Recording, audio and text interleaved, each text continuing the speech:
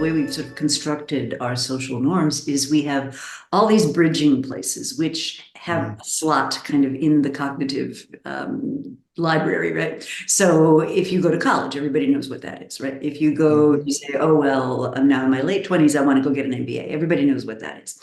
But if I'm 50 or 55 and I decide, hey, I really want to go from being, I don't know, a lawyer to being an artist, we don't have a place for that to happen. And in some ways, I think maybe Modern Elder Academy Exactly. something like that, right? So tell me Yeah. the origin. You have to tell our listeners about the origin of the phrase modern elder, because I think this Yeah. back is one. Yeah. No, it's a troubling phrase on some level for many people. So yeah, my history is I started a boutique hotel company in my mid-20s called Joie de Vivre. It grew to 52 boutique hotels around California, the second largest in the US. And in my late 40s, I struggled. So I've been running the company for 22 years, and we had the Great Recession, but I was going through a dark time, and this was also when I was losing those friends to suicide. Um, Everything that could go wrong was going wrong in all the different parts of my life.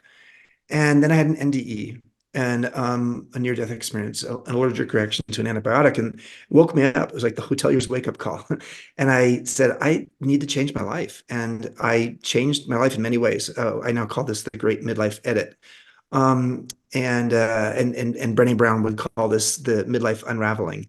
And that sounds so awful, but she said, Chip, when you look at the word ravel, it means something so tightly wound you can't get it undone. And that's how a lot of people sometimes feel in midlife. They feel stuck. And at age 50, all of a sudden, I was no longer running a company I've been running for 2 dozen years. I didn't have that identity anymore, which was, I felt naked. And I spent the first couple of years of my 50s doing what Mary Catherine Bateson at Harvard, who's recently passed, called the midlife atrium. I spent a little bit of time reflecting on how do I want to consciously curate the second half of my adult life. And I was asked, soon after that by the three founders of Airbnb to be their modern elder. They didn't call me that initially. They said they wanted me to be the in-house mentor, but also the head of global hospitality and strategy. But after a month or two, they pulled me aside and said, Chip, you know what? You're a modern elder. And I said, I don't want to be a modern elder. You're making fun of my age, because I was twice the age of the average person there at age 52. And they said, a modern elder is someone who's as curious as they are wise. And that really stuck with me, that the idea of the alchemist of curiosity and wisdom, knowing when to use one versus the other in a workplace as a boomer where I was surrounded by millennials. And so I spent 7.5 years, 4 years full time as the in-house mentor to the founders, and then 3.5 years as a part-time strategic advisor, taking the company up to its IPO. And I loved it. I loved it. And that led me to working on a book down in Baja on the beach. I had a home on the beach, an hour north of Cabo San Lucas. And the book was called Wisdom at Work, The Making of a Modern Elder. It was really my story of being at Airbnb and intergenerational collaboration and all that. Well, while I was there in Baja writing the book, I went for a run on the beach. And one day I had a Baja aha. And that Baja aha, the epiphany was, why don't we have midlife wisdom schools? Why don't we have places where, as you were saying a couple minutes ago, Rita, people can come and reimagine and repurpose themselves? You can have a litigation attorney who hates her job but has been very successful at it.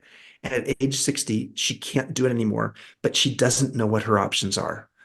And the person I'm thinking of, who was in fact that person, ended up becoming a pastry chef, partly because she went back to childhood and asked, what was it that I loved doing when I was a kid?